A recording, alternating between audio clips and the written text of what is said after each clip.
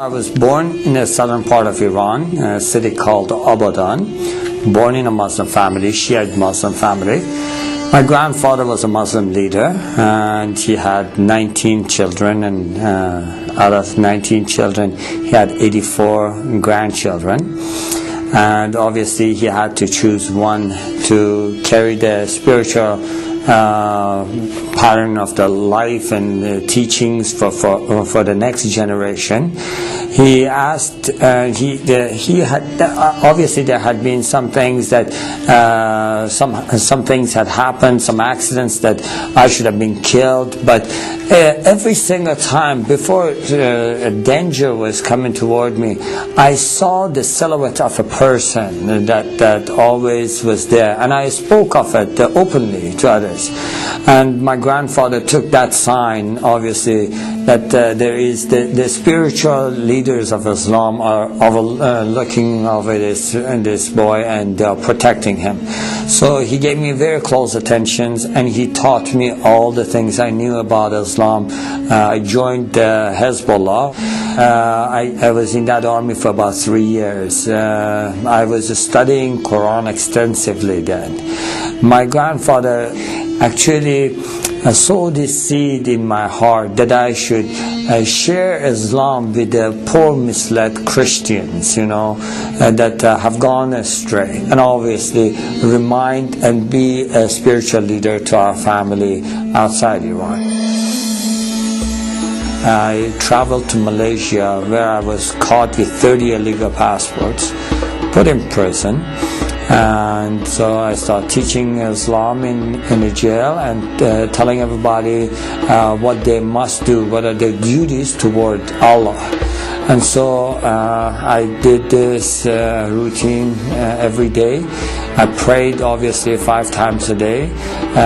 Shiites do pray 3 times, and they include the 17 rak'ah in the 3 times. But what I did, because I wanted to spend more time with God, I did it at 5 separate times.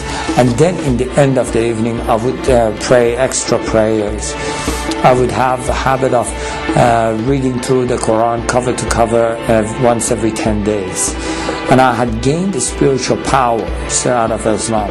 In Quran, they have the Jannah and the spiritual beings. And so speaking to them is not forbidden. In fact, there are stories of talking to them that Prophet Muhammad did. So I had been able to connect to that spiritual realm and been able to acquire powers out of that. And so I was able to pray for people, especially when people, someone hurt them or someone did something to them. They would come to me and they would ask me to say a prayer, and immediately that person would get sick, have an accident, this kind of things, I was able to close my eyes, tell you what a person is doing in another room. And so this had made me more power hungry, and I wanted to gain more power. So I would spend and meditate more in the Quran. And so as I was doing that one night, I just was meditating in the verses, and there are words in the Quran that are repeated continually, repeatedly, but they have no meanings. They are the secrets of Quran. And so when I was meditating on this, a spirit entered the room, and it was much more powerful than I could handle, or I could overcome. And so I was filled with fear.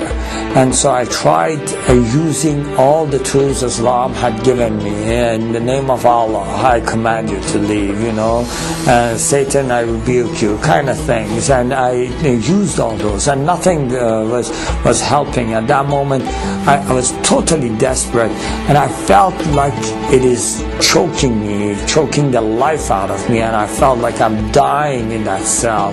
And I just cried out to the heavens, and I said, God, in Farsi, Khuda, help me. And immediately I heard a voice, just as clear as you hear my voice today, saying, bring the name of Jesus. And at that moment, I really seriously did not give it 1 second of thought. I feel like going back, I was drowning. A man that is drowning, you throw a rope, they would never question you about the color of the rope. And just grab on. And so I did. I said, Jesus, if you are true, show me yourself. And to this day, I have no idea. Obviously, going back, I'm thinking, why did you word it that way? Why didn't you just say, Jesus, help me? I don't know why, but that's the way it came out. And before I was finished with the sentence, everything was back to normal. Now, that was not my conversion. That was the beginning of my confusion. Why would Jesus help a Muslim? Now, I had done everything in my power to be a good Muslim. I had already tried to go and commit myself to in the way of Allah and be a martyr for Him, walking on the mines. And so the government of Iran used to issue the people that are fadai, or the ones that are willing to give themselves, to sacrifice themselves, a special Quran that had the stamp of the government. That I had participated in the executions by hanging. I had done everything that I thought I must do against the infidels, and anything and everything I must do to share Allah with others. So I knew that something is wrong, and that was not because I doubted Allah or doubted Islam or anything. I fully believed, and I didn't know what that is, and it just confused me. And so I tried to just forget about it, But that question, why would Jesus help a Muslim? Why would Jesus help a Muslim? That would just keep coming at me. I believe in Muhammad, the last prophet, I would think. In the perfect religion, why would Jesus come to help me? And so that 2 weeks period, I just got really confused, and I said, okay, I'm going to pray and fast and ask God Himself to show me the path. Obviously, I thought at that moment, and there are verses and things taught in the Quran that says the ways of Allah are many, and no matter what part and what part of the mountain you climb, you always come to the same mountain top. And I thought, maybe that is what God is, and then, no, maybe it is different for God. Maybe God has a specific way for me, and He wants me to follow that specific way. So I thought, I will never find out unless I ask this question.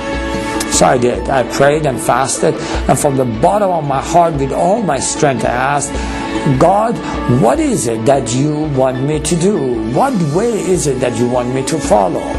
And so for 2 weeks, I sat in one place and I prayed as many hours as I was awake, and I fasted as many hours as I was awake, and I would just fall asleep literally on that place. I would wake up and I would just pray again and again, asking God, what is the way you want me? After 2 weeks, to no avail, I had no answer. And I really got frustrated. I just thought, forget it, what is this? I have no chance of finding out what He wants. I don't even know if God exists. And I have wasted all my life. I have been afraid all my life, trying to do everything that would please Allah. And now He confuses me. If Allah is all great and He sees the heart, He knew in my heart I love Him. And what matters if I call Him whatever name I call Him? He knows in my heart I love Him. And if it does matter to Him, I ask Him. For 2 weeks I sat, prayed, and nothing happens. So, you know what? I'm going to go do my own thing. I'm going to go walk my own path. I'm going to do what pleases me. Obviously, at that very moment, I felt the power of God filled the room.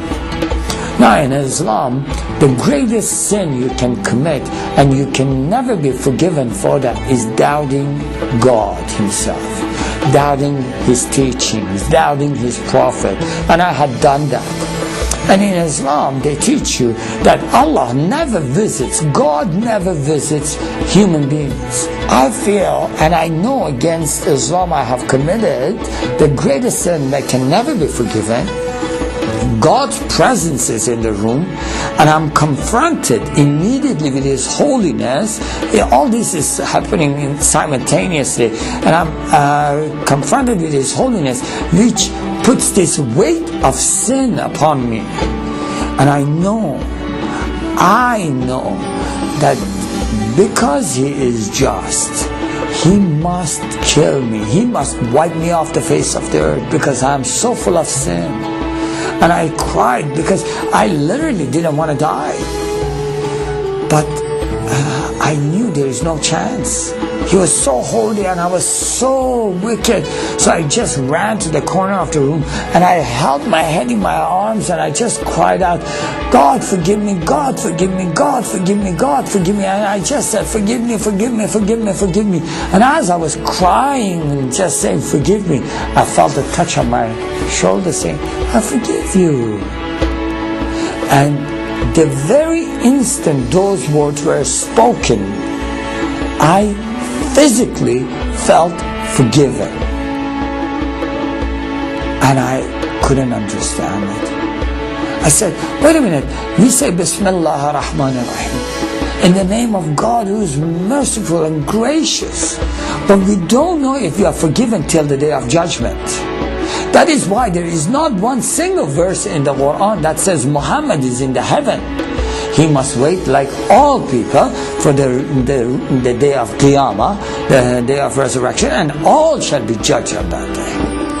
So, how is it that, who is this God that says, I forgive you and I feel forgiven today? And I asked, I said, who are you?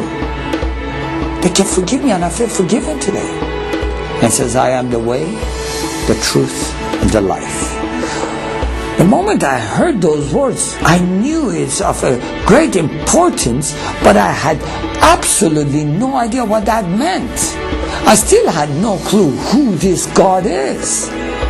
So I asked him, what is your name? Jesus Christ, the living God, he answered.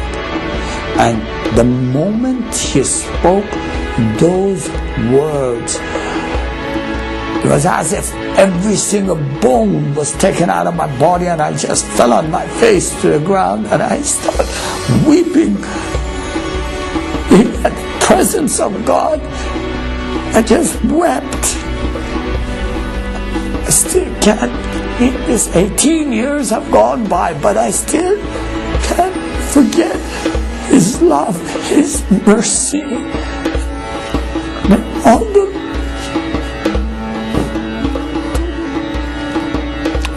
forget what is for me that day. And she just said, forgive you. I felt forgiven. I fell on my face.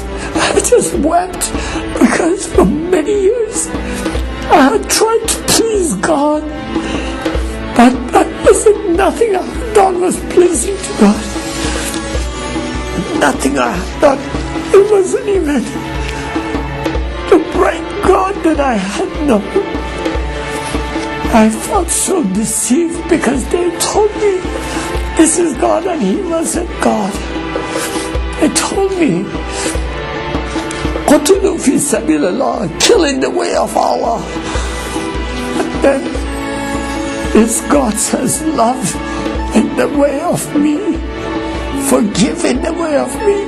And it was everything my heart existed for. I said, yes, this is the truth of God.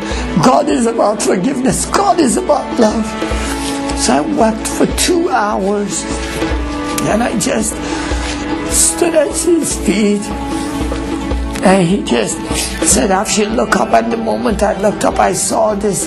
It was like a TV screen of some sort. I just saw people from all different generations and all different nationalities and backgrounds. And every single person I saw, I could see every single wrong thing they have done. And that overwhelmed me. I just cried, said, God, I live among all these peoples. All of them are sinners. And He says, Afshin, how easy did I forgive you? And I said, very easy. In Farsi we say, as easy as drinking water. And then just moments after that I said, no, even easier than drinking water. He says, as easy as I have forgiven you,